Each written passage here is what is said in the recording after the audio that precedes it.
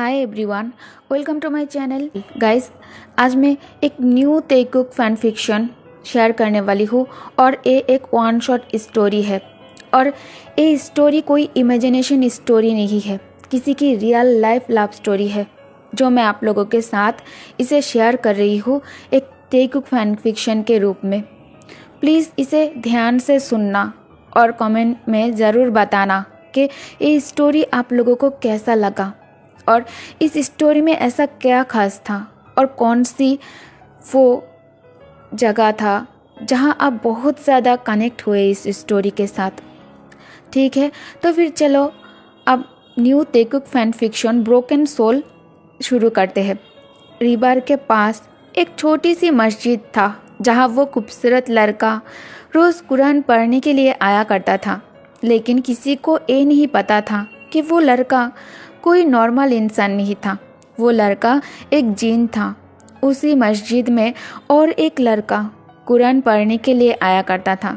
उसका नाम है जोंगकुक। एक दिन मस्जिद के इमाम साहब वो खूबसूरत लड़के से पूछता है, बेटा तुम हर रोज़ कहाँ से इस मस्जिद में कुरान पढ़ने के लिए आते हो? जवाब में वो लड़का कहता है, इमाम साहेब, मैं सामने की उस हिल के अपोजिट जो विलेज है, मैं वहाँ से हर रोज़ कुरान पढ़ने के लिए यहाँ आता हूँ। आप बहुत ही खूबसूरत तरीके से कुरान को पढ़ाते हो और इसीलिए मैं हर रोज़ यहाँ आपसे कुरान पढ़ने के लिए आता हूँ। इमाम साहेब उसके मुँह से ये सुनने के बाद उसे इस बारे में और कुछ कहना या फिर पूछने की ज़रूरत महसूस नहीं की। वो लड़का इसी मस्जिद में 2 साल से कुरान हिफ्ज़ करता रहा। ये 2 साल में वो खूबसूरत लड़का एक दिन भी मस्जिद में आना और कुरान पढ़ना मिस नहीं किया था। और यहाँ जोंगकुक भी रोज़ इसी मस्जिद में कुरान हिफ्ज़ करता रहा और इसी वजह से वो खूबसूरत जिन लड़का धीरे धीरे जोंगकुक के लिए कमज़ोर होता रहा। वो जिन लड़का क्यों जोंगकुक के लिए कोई फीलिंग्स नहीं रखेगा? वो देखने में बहुत ही ज़्यादा क्यूट और ब्यूटीफुल था। अब दोनों एडल्ट हो चुका था।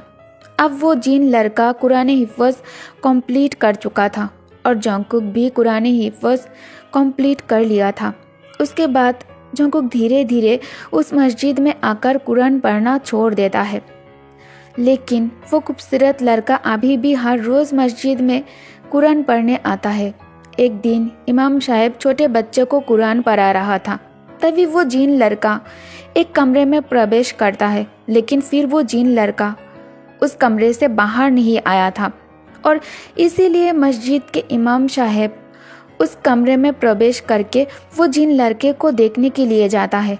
लेकिन इमाम साहब को उस कमरे में जाकर जब देखा, उसे उस कमरे में कोई नहीं मिलता।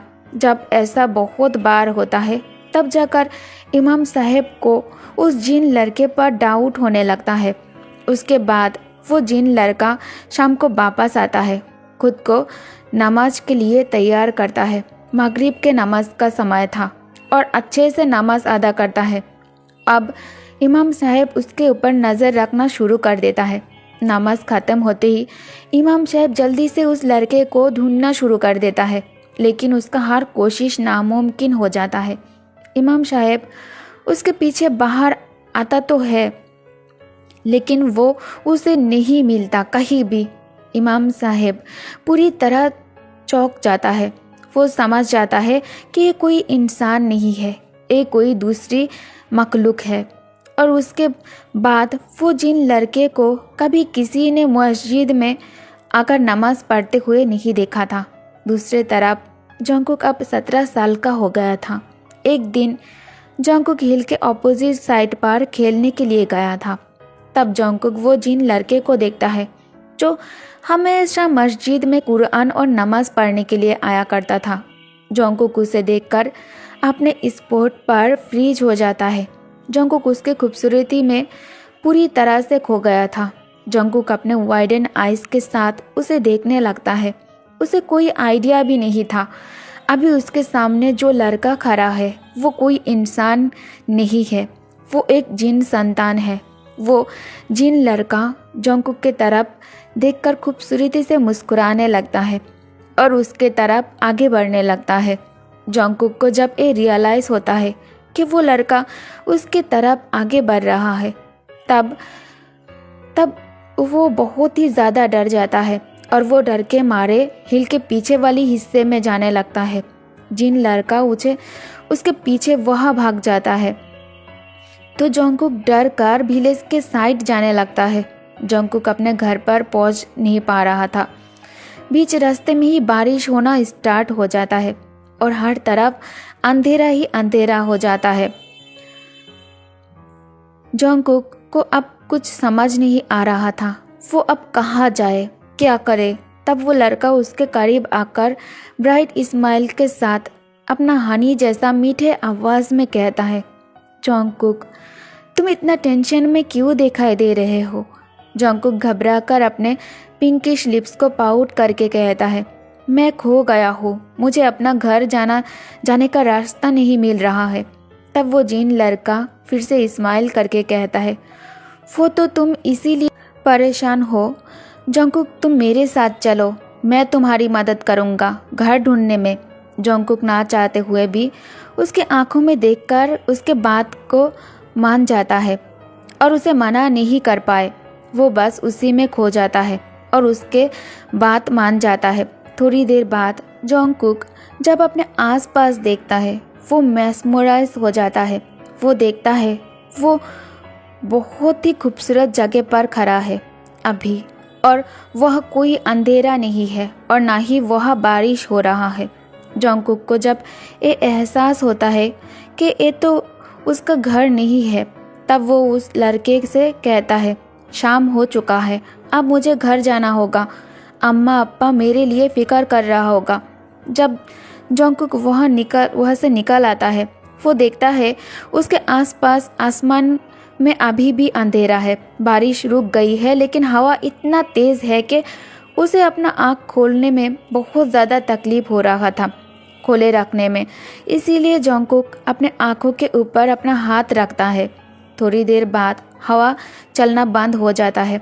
जब जंगकुक अपने आँखों के ऊपर से अपना हाथ हटा लेता है, वो देखता है वो अपने घर के दरवाजे के सामने ही खड़ा है।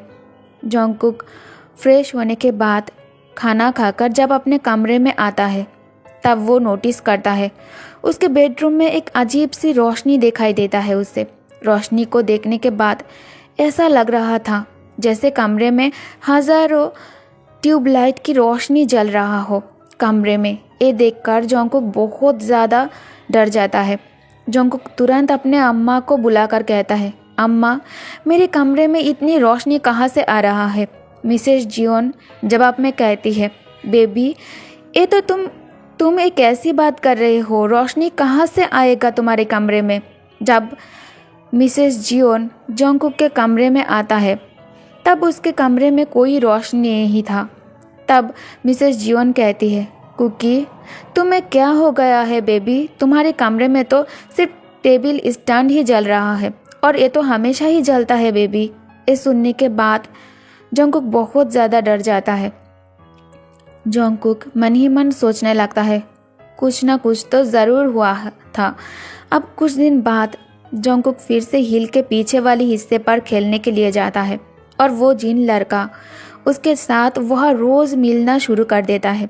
एक दिन जंगकुक ग्रोसरी शॉप से खरीदारी करने के बाद घर जा रहा था, तभी अचानक बहुत तेज़ बारिश होना चालू हो गया था। जंगकुक के सारा सामान बारिश के पानी में भीग जाता है, लेकिन उसके शरीर में एक भी बूंद नहीं गिरा था पानी का। जंगकुक जब घर आता है, वो खुद को मिरर में देखकर बहुत ज़्यादा घबरा जाता है कि कैसे इतनी तेज़ बारिश में चलने के बाद भी उसके शरीर में एक भी पानी के बूंद नहीं गिरा, जबकि उसके सारा सामान पूरी तरह से बारिश में भीगकर खराब हो चुका था। वो डर रहा था, लेकिन इस बारे में जंगकुक किसी से कुछ भी नहीं कह रहा था। आज भी जंगकुक अपने कमरे में प्रवेश करता है और वो देखता है उसके कमरे में आज भी वही रोशनी जल रहा था, हजारों लाइटेंस जैसा।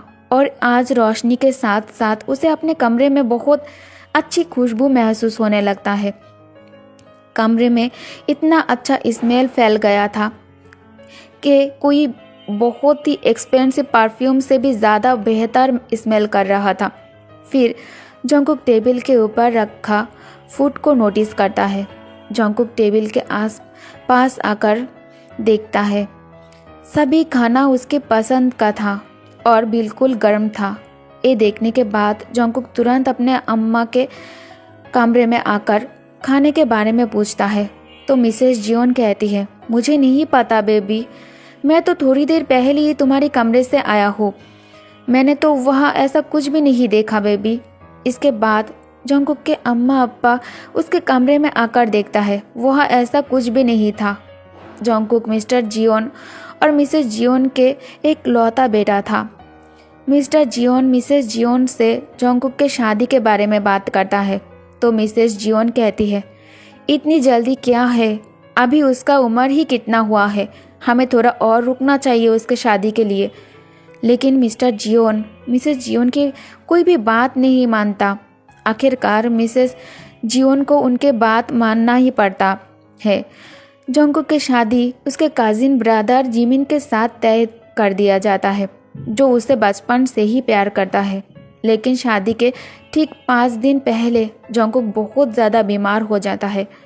उसका खाना पीना बंद हो गया था, वो बहुत कमज़ोर हो गया था।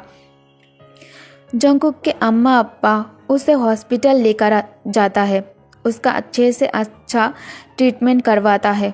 लेकिन इसका जंगकुक के ऊपर कोई भी असर नहीं हो रहा था, उसके हालत में कोई सुधार नहीं हो रहा था। अब जिमिन के साथ उसके शादी में सिर्फ एक ही दिन रह गया था।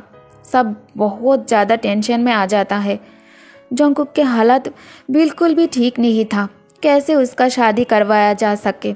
उसे देखकर ऐसा लग रहा था जैसे वो बहुत ही महीनों से बीमार पड़ा हो। सुबह शादी होने वाला था। जंगकुक अपने अम्मा के गोद में अपना सिर रखकर सोया हुआ था। तब उसे ऐसा फील होता है जैसे उसे कोई अपने हनी जैसा स्वीट वॉइस में बुला रहा है, वो भी उसका नाम लेकर। जंगकुक अपने अम्मा से कहता है, अम्मा यहाँ कौन बात कर रहा है, ये आवाज़ कहाँ से आ रहा है। तभी मिसेस जियोन जंगकुक के हेयर्स को प्यार से सहलाते हुए कहती है, यह कोई नहीं है बेबी, तुम्हें ऐसा फील हो रहा है क्योंकि तुम बीमार हो, इसीलिए तुम्हें ऐसा लग रहा होगा। बेबी तुम आराम करो, तुम्हें आराम करने की कोशिश करना चाहिए। शाम होते ही जंगकुक कहता है, अम्मा मुझे पानी पीना है, मुझे थोड़ा पानी दे दो। ये सुनते ही मिसेस जियोन तुरंत जंगकुक के लिए पानी लाने चली जाती है। जब मिसेस जियोन जंगकुक के लिए पानी लाने चला जाता है तब एक खूबसूरत लड़का व्हाइट कलर का सूट पहना हाथ में एक गिलास पानी लेकर जंगकुक के करीब उसके बेड पर आकर बैठ जाता है। वो खूबसूरत लड़का मुस्कुराते हुए कहता है, ए लो जंगकुक, पानी पी लो। अचानक जंगकुक अपने कमरे में उसे देखकर बहुत ज़्यादा डर जाता है। वो सोचने लगता है, वो यहाँ कैसे आया और कहाँ से आया, कमरे की डोर तो बंद था, फिर वो अंदर कैसे आया। जंगकुक उसे डरी हुई आवाज़ में पूछने लगता है, कौन हो तुम। तब वो जिन लड़का इस्माइल के साथ कहता है, डरो मत, मैं तुम्हें सब कुछ बताऊंगा, पहले तुम खुद को थोड़ा शांत करो और पानी पियो, ठीक है। जंगकुक के घर पर बहुत सारे मेहमान थे। सब लोग देखकर हैरान थे कि जंगकुक किसके साथ बात कर रहा है, क्योंकि किसी को जंगकुक के आसपास कोई भी इंसान दिखाई नहीं दे रहा था। तभी अचानक जंगकुक के अम्मा एक गिलास पानी लेकर उसके कमरे के अंदर आता है। मिसेस जियोन कहती है, जंगकुक बेबी तुम्हें क्या हो गया है, तुम यहाँ किसके साथ बात कर रहे हो। तब जंगकुक कहता है, अम्मा क्या आपको दिखाई नहीं दे रहा है, यह एक खूबसूरत लड़का बैठा है, वो अभी भी एक खूबसूरत मुस्कान के साथ मुझे घूर रहा है, वो मुझसे और बात करना चाहता है। अम्मा आप उसे पूछिए वो मेरे कमरे में कैसे आया। मिसेस जियोन को लगता है जंगकुक बीमार में कुछ भी कह रहा है। बीमारी में मिसेस जियोन उसके चेहरे को सहलाते हुए कहती है, बेबी अभी तो तुम्हारे कमरे में कोई नहीं है, पहले तुम थोड़ा शांत हो जाओ और ये लो पानी पियो। जंगकुक थोड़ी देर बाद फिर से कहता है, अम्मा मुझे भूख लगी है, जंगकुक के ये कहते ही जिन लड़का उसके लिए उसके पसंद का वार्म फूड लेकर हाजिर हो जाता है, वो भी तुरंत। जिन लड़का जंगकुक के करीब बैठकर उसके सॉफ्ट हैंड को अपने हाथ में लेकर कहता है, ए लो जंगकुक, तुम्हारे पसंद का खाना, तुम जल्दी से इसे खा लो। जंगकुक उसके तरफ देखकर अपने आप को उसी में खो चुका था। अब वो डर नहीं रहा था। जंगकुक स्माइल करके उससे बात कर रहा था और खाना एंजॉय कर रहा था। रिलेटिव्स और जंगकुक के अम्मा अप्पा सब लोग बहुत ज़्यादा हैरान था जंगकुक को अकेला बात करते हुए देखकर। तभी जंगकुक बहुत ज़्यादा गुस्सा हो जाता है और वो अचानक गुस्से में चिल्लाकर कहता है, अब सब लोग यहाँ से चले जाइए, मैं अब अकेला रहना चाहता हूँ। सब लोग और भी ज़्यादा हैरान हो जाता है क्योंकि कभी किसी ने जंगकुक को ऐसी ऊंची आवाज़ में बात करते हुए नहीं देखा था। सब लोगों के चले जाने के बाद वो जिन लड़का एक खूबसूरत इंसान के रूप में जंगकुक के सामने आकर खड़ा हो जाता है। उसके आसपास रोशनी आकर जमा हो गया था। उसके चेहरे से नूर ही नूर बरस रहा था। इस वक्त कोई भी उसे देखता तो वो उसके प्यार में खुद को पूरी तरह से खो देता। उसके चार्मिंग और ब्यूटीफुल फेस के सामने सब कुछ कम लग रहा था। अब जंगकुक को उस लड़के को देखकर जंगकुक बहुत ज़्यादा डर जाता है और डर के मारे कमरे से बाहर जाने लगता है। फिर वो कुछ सोचकर वहाँ रुक जाता है और उसके तरफ देखकर पूछने लगता है, कौन हो तुम और मुझसे क्या चाहते हो तुम? तभी वो जिन लड़का स्माइल के साथ कहता है, डरो मत कपकेक, मैं सिर्फ तुम्हें चाहता हूँ, मैं तुमसे प्यार करता हूँ। जंगकुक चौंक कर कहता है, क्या तुम मुझसे प्यार करते हो? लेकिन कल तो मेरा शादी है। तब जिन लड़का कहता है, तो तुम क्या चाहते हो, मैं इस शादी को रोक दूँ कपकेक? जंगकुक कहता है, लेकिन तुम असल में कौन हो? जिन लड़का स्माइल के साथ एक सॉफ्ट टोन में कहता है, जंगकुक, क्या तुम्हें सच में ये याद नहीं है कि मैं कौन हूँ? जंगकुक याद करने की बहुत कोशिश करता है। जिन लड़का कहता है, जंगकुक याद करने की कोशिश करो, मैं तुम्हारे साथ उसी मस्जिद में कुरान पढ़ता था।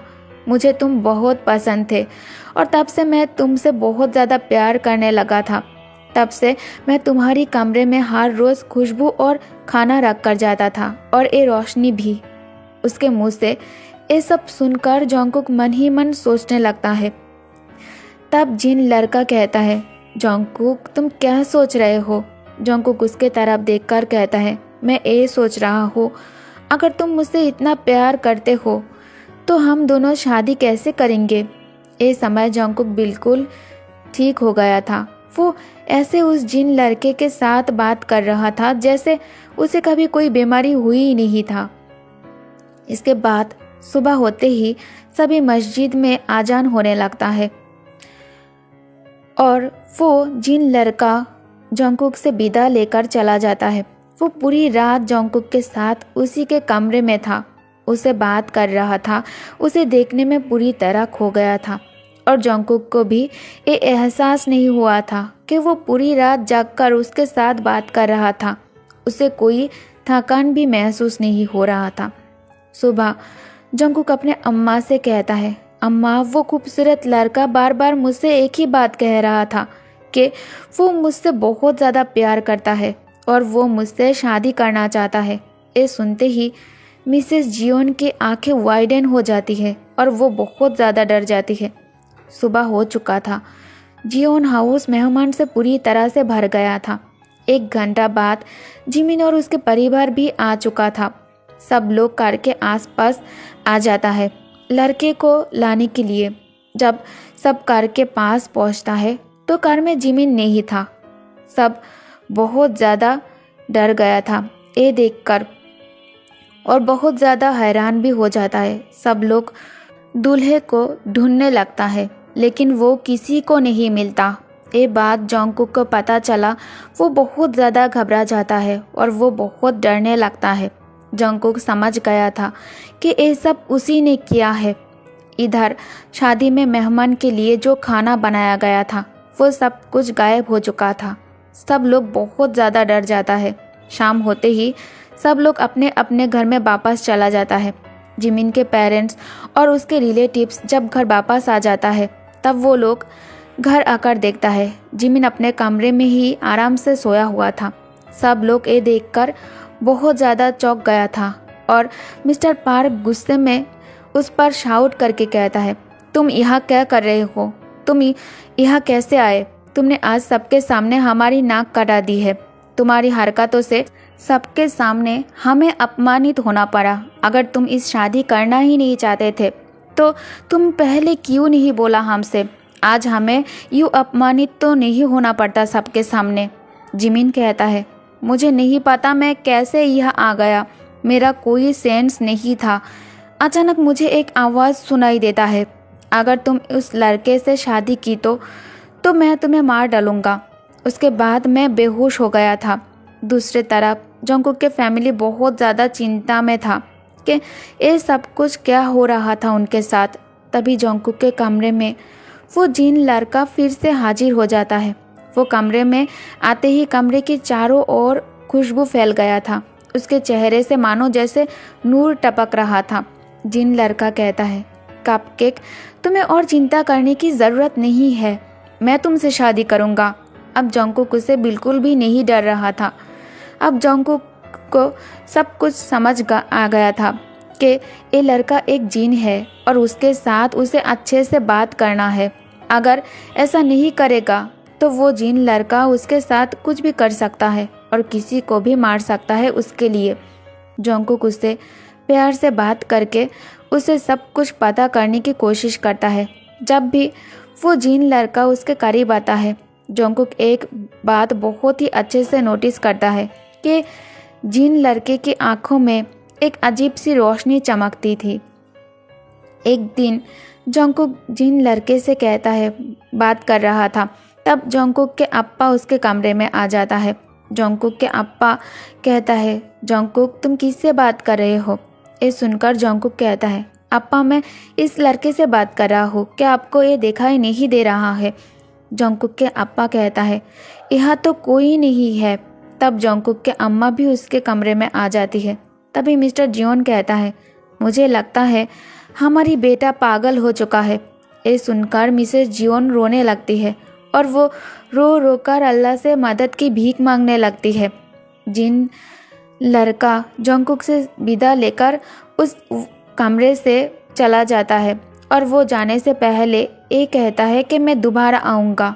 जंगकुक उसके बाद उस जिन लड़के के बारे में अपने सभी रिलेटिव्स से कहता है, अंकल मेरे पास एक लड़का आता है और वो मुझसे शादी करना चाहता है और वो कहता है वो मुझसे बहुत ज़्यादा प्यार करता है। मुझे लगता है वो कोई इंसान नहीं है, वो एक जिन है और मैं भी उससे बहुत प्यार करने लगा हूँ, लेकिन मुझे डर लगता है अगर आप लोगों ने मेरा शादी उससे नहीं कराया तो वो मेरी फैमिली को चोट पहुँचा सकता है। जंगकुक के बात सुनने के बाद उसके अंकल कहता है, बेबी डरो मत, अगर वो लड़का दोबारा तुम्हारे पास आता है तो तुम उसे बुलाना कि उसे बोलना कि मैं उसे बात करना चाहता हूँ।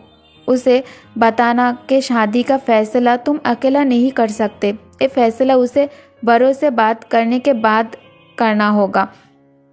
शाम होते ही जिन लड़का दोबारा जंगकुक के पास आता है। कुछ भी हो जाए वो उसे शाम होते ही कभी अकेला नहीं रहने देता। इसके आते ही जंगकुक उसे कहता है, अगर तुम्हें मुझसे शादी करना है तो तुम्हें मेरे अंकल से बात करना पड़ेगा। ये सुनते ही वो लड़का बात करने के लिए तुरंत मान जाता है क्योंकि वो जंगकुक से बहुत ज़्यादा प्यार करता था। जंगकुक अपने अंकल को कमरे में बुलाकर लेकर आता है। जिन लड़का तब अपने इंसानी रूप में कमरे में खड़ा था। जंगकुक के अंकल उससे पूछता है, क्या तुम जंगकुक से शादी करना चाहते हो? जिन लड़का जवाब में कहता है, हाँ मैं उससे शादी करना चाहता हूँ, मैं उससे बहुत ज़्यादा प्यार करता हूँ और उसे पसंद करता हूँ और मैं उसके लिए कुछ भी कर सकता हूँ। जंगकुक के अंकल कहता है, अगर तुम सच में जंगकुक से इतना प्यार करते हो तो तुम्हें इसे साबित करना होगा। तुम्हें मेरा एक कंडीशन मानना पड़ेगा। अगर तुम उस कंडीशन में खरे उतरे तो मैं खुद उसके साथ तुम्हारा शादी करवाऊंगा। और अगर तुम कंडीशन पूरी करने में फेल हो जाते हो तो तुम कभी भी जंगकुक से शादी करने के लिए नहीं कहोगे और ना ही जीत करोगे। कभी भी उसके ज़िंदगी में तुम दोबारा वापस नहीं आओगे, उसे डिस्टर्ब नहीं करोगे। वो लड़का कहता है, मैं आपका एक कंडीशन नहीं, मैं आपका हज़ारों कंडीशन मानने के लिए तैयार हूँ। मुझे बस जंगकुक चाहिए। आप कंडीशन बताओ आप। जिन संतान के ऐसी ब्रेव बातों को सुनकर जंगकुक के अंकल कहता है, तुम एक रात के अंदर अंदर जंगकुक के लिए केला तैयार करोगे। अगर सुबह के आजान होने से पहले तुमने केला नहीं बना पाया तो तुम्हें हमेशा हमेशा के लिए जंगकुक को छोड़कर जाना पड़ेगा। फिर उसे कभी भी तंग नहीं करोगे और ना ही उसे शादी करने के लिए जीत करोगे। जवाब में जिन लड़का कहता है, मुझे ये मंजूर है। अगर मैं अपने कंडीशन में फेल हो जाता हूँ तो मैं वादा करता हूँ मैं दोबारा जंगकुक के ज़िंदगी में वापस नहीं आऊँगा। मैं उसके दुनिया से दूर चला जाऊँगा, वो भी हमेशा हमेशा के लिए। ये कहकर वो वहाँ से तुरंत गायब हो जाता है। जंगकुक अपने अंकल से पूछता है, अगर उसने सच में इसे पूरा कर लिया तो क्या वो लोग उसका शादी उससे करवाएगा? लेकिन उसके अंकल उसके बातों का कोई भी जवाब नहीं देता। अगर उसने अपना वादा पूरा कर लिया तो आपको भी आपका वादा पूरा करना पड़ेगा। जंगकुक के अंकल बहुत ही ज्ञानी व्यक्ति थे।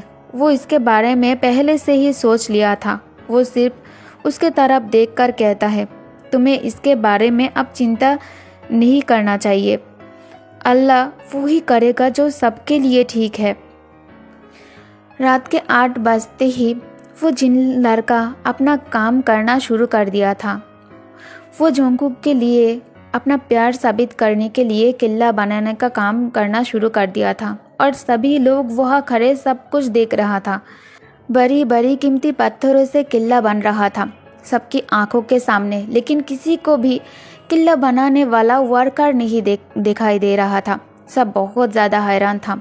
जंगकुक के अंकल जब ये देखता है वो बहुत ज़्यादा चिंतित हो जाता है। अपने शर्त हारने का उसे बहुत ज़्यादा चिंता हो जाता है कि अगर वो किला पूरी तरह से बन जाता है तो उन्हें उनका वादा रखना पड़ेगा और एक जिन के साथ जंगकुक के शादी कराना पड़ेगा।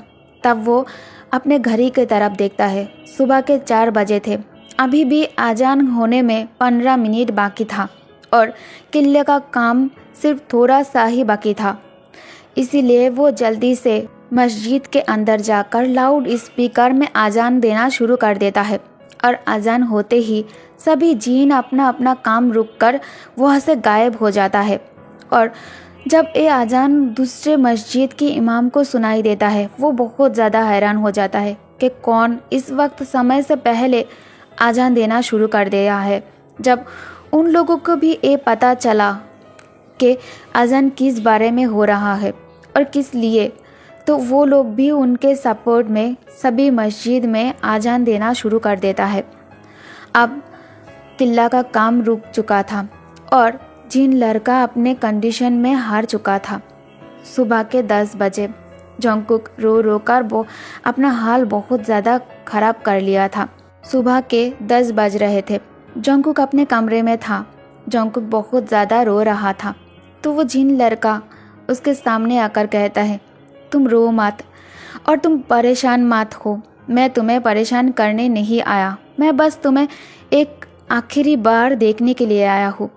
तुम लोग अपना शर्त जीत चुके हो और मैं हार गया, तो अब मैं तुम्हारी दुनिया से बहुत ही ज़्यादा दूर चला जाऊँगा। मैं कभी तुम्हें परेशान नहीं करूँगा और मैं वादा करता हूँ जब भी मैं इस दुनिया में हूँ तब तक मैं तुम्हारा रक्षा करूँगा और कोई भी जीन तुम्हारे आसपास नहीं आएगा और ना ही तुम्हें तंग करेगा। और जब भी तुम्हारी शादी होगी तब तुम्हारे बच्चों और तुम्हारे लिए मैं हमेशा रहूँगा। जब तुम्हें मेरी ज़रूरत हो तुम उस किले में आ जाना और मेरा नाम लेकर बस मुझे बुलाना। मैं तुम्हारी मदद के लिए हाजिर हो जाऊँगा। मेरा नाम है किम तैयंग। ओके गाइस, तो कैसा लगा आप लोगों को ये स्टोरी? गाइस, अगर आपको वो किला देखना है अपनी आँखों से तो वो आप लोग देख सकते हो। वो किला अभी भी है। कश्मीर की मुजफ्फरबाद में 180 किलोमीटर दूरी पर। तो आप लोग वहाँ जाकर उसे देख सकते हो। और प्लीज़ ज़रूर बताना कि आप लोगों को ये स्टोरी कैसा लगा और क्या आप लोग इस स्टोरी की इमोशंस को फील कर पाए। अगर आप लोगों को ये स्टोरी पसंद आती है तो प्लीज़ लाइक कमेंट ज़रूर करना और इस स्टोरी को ज़्यादा से ज़्यादा शेयर करना और प्लीज़ मेरी चैनल को भी सब्सक्राइब कर देना। Thank you for watching guys. और कमेंट सेक्शन में ज़रूर बताना कि कल आपको कौन सी वाली फ़ैन फिक्शन की नेक्स्ट पार्ट चाहिए, माफिया किंग साइको लव की या फिर ट्विंस डार्केस्ट ऑब्सेशन की, क्योंकि दो स्टोरी एक साथ लिखने के लिए मेरे पास टाइम नहीं है और बहुत ज़्यादा गर्मी भी है। इलेक्ट्रिसिटी के कारण फ़ोन भी चार्ज नहीं कर पाती हूँ मैं। तो किसी एक स्टोरी के लिए ही कमेंट करना, ठीक है। तो वो वाली जिसके लिए ज़्यादा से ज़्यादा कमेंट आएगी वो वाली फ़ैन फिक्शन की नेक्स्ट पार्ट कल अपलोड करूँगी, उसके बाद वाली दूसरी फ़ैन फिक्शन की, ठीक है। Bye bye, take care.